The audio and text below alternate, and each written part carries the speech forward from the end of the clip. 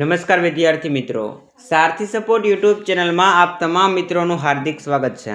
તો વિદ્યાર્થી મિત્રો, ધોરણ 9 ગુજરાતી વિષયનું બનાસકાંઠા શાળા વિકાસ સંકુલની અંદર જે કાલે પેપર લેવાઈ ગયું છે એનું સંપૂર્ણ સોલ્યુશન આપણે આ વિડીયોની અંદર કરીશું, જેની અંદર તમને વિભાગ એ, વિભાગ બી અને વિભાગ સી વ્યાકરણ આધારિત આખો વિભાગ છે એનું પણ સોલ્યુશન આ વિડીયોની અંદર મળશે। તો વિડીયોને તમે સ્કીપ કર્યા વગર અંત સુધી જોતા રહેજો અને સંપૂર્ણ પીડીએફ ફાઇલ ડાઉનલોડ કરવી હોય તો ડિસ્ક્રિપ્શનની અંદર મેં લિંક આપી છે, ત્યાંથી તમે ડાઉનલોડ કરી શકો છો। ઓકે, તો વધારે સમય ના લેતા વિડીયોની શરૂઆત કરીએ। તો વિદ્યાર્થી મિત્રો, સૌથી પહેલાં તમને વિભાગ એ આપ્યો છે, અહીંયા આખું 50 ગુણનું પેપર છે જેની અંદર વિભાગ એ આપ્યો છે, જે આખો ગદ્ય આધારિત વિભાગ છે, એટલે કે પાઠ આધારિત, જેની અંદર સૌથી પહેલાં તમને જોડકા ટાઈપના 2 પ્રશ્ન આપ્યા છે। અહીંયા તમને કૃતિ આપી છે અને એની સામે તમને એનો સાહિત્ય પ્રકાર આપ્યો છે। અહીંયા કૃતિ આપી છે, એનો સાહિત્ય પ્રકાર શું છે તમારે જોડકા જોડીને જણાવવાનો છે। તો પહેલું જ છે કે વાડી પરના વાલા, તો એનો સાહિત્ય પ્રકાર શું છે તો કે એ લલિત નિબંધ છે, તો અહીંયા નિબંધ લખ્યું છે એ એનો સાહિત્ય પ્રકાર થશે। ત્યાર પછી સોરી અને પ્રાયશ્ચિત, તો એ આત્મકથા ખંડ છે જે આખું ગાંધીજીએ લખેલું છે। ત્યાર પછી વિદ્યાર્થી મિત્રો, ખાલી જગ્યા ટાઈપના તમારી સામે 2 પ્રશ્ન આવે છે, જેની અંદર ત્રીજો પ્રશ્ન છે ગાંધીજીની દ્રષ્ટિએ ખાલી જગ્યાની શક્તિનું માપ કાઢવું અશક્ય છે, તો એની અંદર ખાલી જગ્યામાં આવશે અહિંસા। ત્યાર પછી ચોથો પ્રશ્ન અક્રાંતિયાની માફક ખાવું એ પણ ખાલી જગ્યા છે, તો એની અંદર આવશે વિકૃતિ। ત્યાર પછી વિદ્યાર્થી મિત્રો, એક વાક્યની અંદર જવાબ લખવાના છે। એની અંદર 5મો પ્રશ્ન તમારી સામે છે કે વાડીમાં ક્યારેક ક્યારેક કયા પ્રાણીઓના દર્શન થઈ જાય છે, તો એની અંદર આવશે દીપડો અને સિંહ। વાડીની અંદર ક્યારેક ક્યારેક દીપડા અને સિંહના પણ દર્શન થઈ જાય, આવી રીતનું આખું વાક્ય આપ્યું ગુજરાતી। ત્યાર પછી ઓલિમ્પિકમાં કઈ સ્પર્ધા રાખવાનું લેખક સૂચવે છે, તો એની અંદર આવશે દોડ અને કૂદકો જેવી શારીરિક સ્પર્ધાઓ છે એ રાખવાનું લેખક સૂચવે છે। ત્યાર પછી વિદ્યાર્થી મિત્રો, 3-4 વાક્યની અંદર જવાબ લખવાના છે, ગમે તે એક પ્રશ્ન, 2 ગુણનો આખો પ્રશ્ન છે। ઓકે, જોઈએ પ્રશ્ન અહીંયા આપ્યો છે તમને, નાનજીભાઈ મહેતાના જીવનનો પંચશીલ સિદ્ધાંત જણાવો, અથવા તો 8મો પ્રશ્ન છે ગોપાલ બાપાએ શિવાલયની પૂજા કરવાની શા માટે ના પાડી દીધી। આ બંનેમાંથી એક પ્રશ્ન લખવાનો છે। ત્યાર પછી વિદ્યાર્થી મિત્રો, 8-10 વાક્યની અંદર મુદ્દાસર જવાબ લખવાનો છે, ગમે તે એક પ્રશ્ન, 4 ગુણનો આખો પ્રશ્ન છે, જેની અંદર 9 નંબરનો પ્રશ્ન છે બાબુના સ્વર્ગના અનુભવો તમારા શબ્દોમાં લખો, અથવા તો અરુણિમાનું પાત્ર લેખન કરો। આમાંથી બંનેમાંથી તમને જે હેલો લાગે એ તમે લખી શકો। ત્યાર પછી વિદ્યાર્થી મિત્રો, વિભાગ બી આવે છે, જે આખો કાવ્ય આધારિત વિભાગ છે, પદ્ય આધારિત વિભાગ છે, જેની અંદર પણ વિભાગ એની જેમ સૌથી પહેલાં જોડકા ટાઈપના 2 પ્રશ્ન આપ્યા છે। અહીંયા કૃતિ આપી છે અને સામેના કર્તા આપ્યા છે। તો તમારે સૌથી પહેલાં 5 માર્ક રોકડા કરવા હોય તો શું કરવાનું છે તો કે અનુક્રમાણિકા જે પહેલાં પુઠ્ઠા ઉપર આપી છે પાકી કરી નાખવાની છે, કારણ કે 4 ગુણનું ગુજરાતી વિષયની અંદર પૂછાય છે, 4 અથવા તો 5 ગુણનું।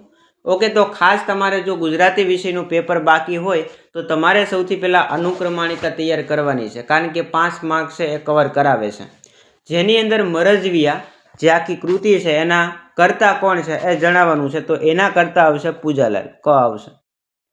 ત્યાર પછી ગોદ માતની ક્યાં એ શું છે, તો 12ની અંદર આવશે એના કર્તા ચંદ્રકાંત શેઠ, આવી રીતે આખું જોડકું થશે। ત્યાર પછી 2 ખાલી જગ્યા આપી છે, એ તો ઘરનું ખાલી જગ્યા ઘરની સાયડી, તો એની અંદર આવશે 17।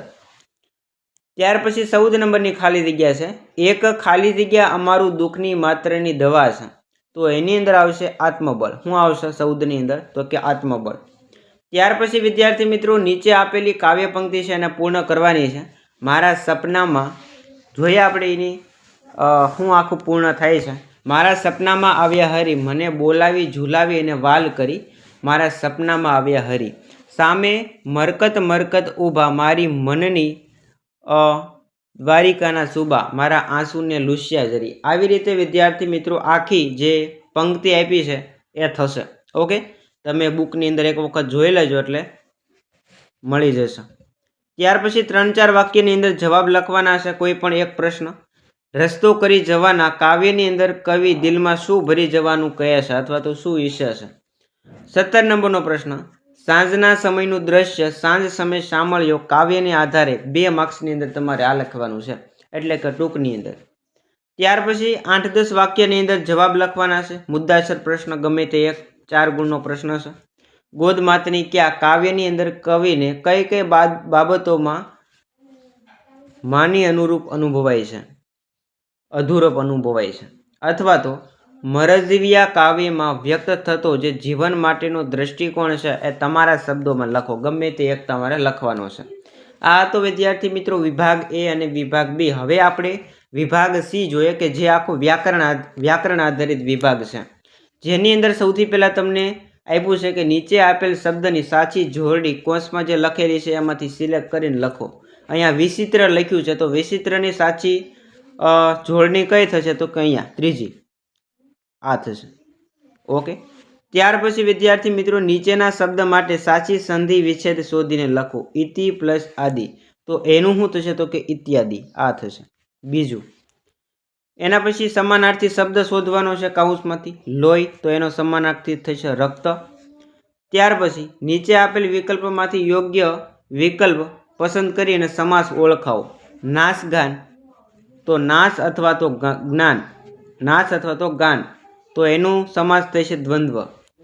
ત્યાર પછી ભિન્નાશ આપ્યું છે તો એની અંદર પૂર્વ પ્રત્યય રહેલો છે કે પર પ્રત્યય રહેલો છે એ જણાવવાનું છે. તો એની અંદર વિદ્યાર્થી મિત્રો પૂર્વ પ્રત્યય રહેલો છે. શું આવશે? પૂર્વ પ્રત્યય.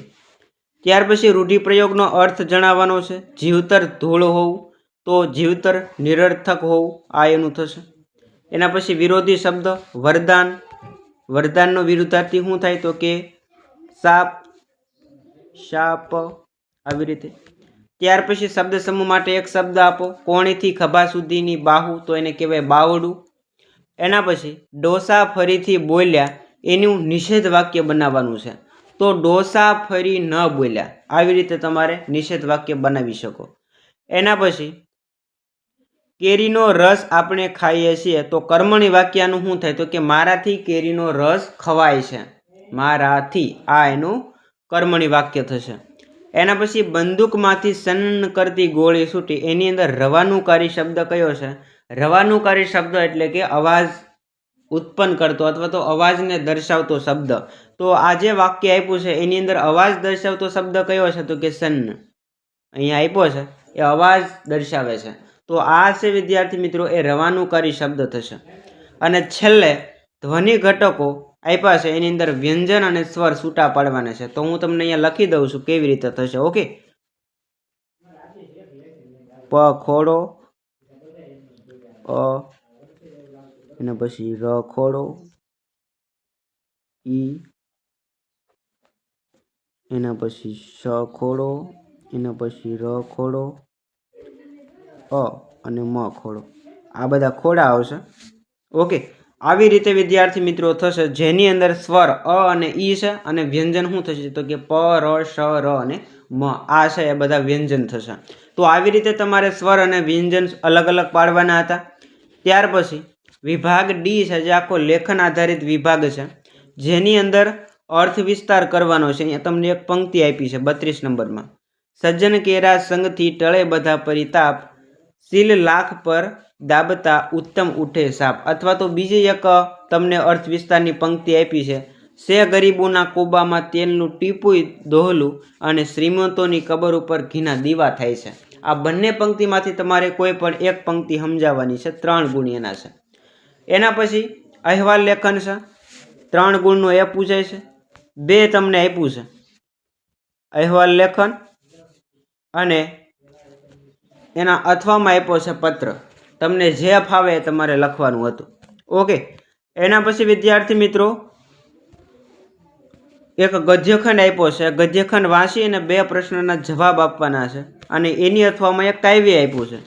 તમારે ગદ્યખંડ નથી વાંચો અને કાવ્યના જવાબ આપવા છે તો તમે એ પણ આપી શકશો. ઓકે. અને છેલ્લે નિબંધ આપ્યા છે. શ્રમ ગૌરવ અથવા શિયાળાની સવાર અથવા પ્રવાસનું જીવન ઘડતરની અંદર સ્થાન. 6 ગુણનો નિબંધ છે. 250 શબ્દોની અંદર તમારે નિબંધ લખવાનો છે. ઓકે. જો તમારી સ્કૂલની અંદર પેપર બાકી હોય તો તમને આ પેપર છે ખૂબ જ હેલ્પફુલ સાબિત થશે. તો સૌથી પહેલાં તમારે આની અંદર જે પ્રશ્ન આપ્યા છે તૈયાર કરવાના છે. આશા રાખીશ વિડીયો પસંદ આવ્યો હશે. વિડીયો પસંદ આવ્યો હોય તો લાઇક કરો, શેર કરો અને ચેનલ ઉપર નવા હોય તો સબસ્ક્રાઈબ કરો. મળીએ દોસ્તો નવા વિડીયો સાથે. જય હિન્દ, જય ભારત.